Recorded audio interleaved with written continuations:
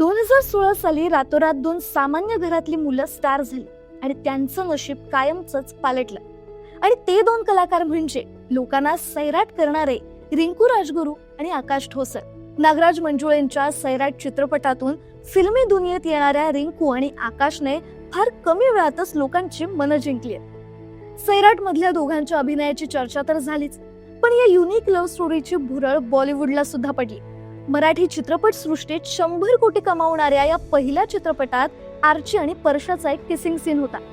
ज्यावेळी movie shoot झाला दोघेही फार लहान होते. रिंकू तर अगदी शाळेतच होती, त्यामुळे तिच्यासाठी या पहिल्याच चित्रपटातला हा बोल्ड सीनच होता. अलीकडेच एका मुलाखतीत रिंकूने तो सीन नेमका कसा शूट झाला याचा किस्सा सांगितलाय. चला तर मग जाणून घेऊया. तर आरपारला दिलेल्या मुलाखतीत रिंकूने सैराटच्या सेटवरील बऱ्याच गमती सांगितल्या. यावेळी तिला कार मधील इंटिमेट सीन करताना तुला भीती नाही का वाटली असा प्रश्न विचारण्यात आला. यावर रिंकू म्हणाली, हा सीन ज्यावेळेस मी ऐकला तेव्हा मी घाबरले होते, पण तेव्हा नागराज दादांनी माझी समजूत घातली. अगं दिसतं तसं करताना दिसत नाही असं ते म्हणाले. कॅमेराची मुवमेंट असते. हा सीन करताना आम्ही अगदी फालतूच्या गप्पा मारत होतो. कोणत्याही कारणावरून आम्ही दोघेही हसत होतो, त्यामुळे मला हा सीन करताना कोणती भीती वाटली नाही. महत्वाचं म्हणजे सैराटच्या वेळेस आम्ही सर्वजण 4 महिने एकत्र राहिलो होतो, त्यामुळे आमच्यात मैत्री झाली होती. आमच्यात कम्फर्ट झोन तयार झाला होता. दरम्यान लोकांना सैराट करणाऱ्या आर्ची आणि परशा यांनी परत झुंड या चित्रपटात एकत्र काम केलं, पण त्यानंतर पुन्हा ते एकत्र दिसले नाही.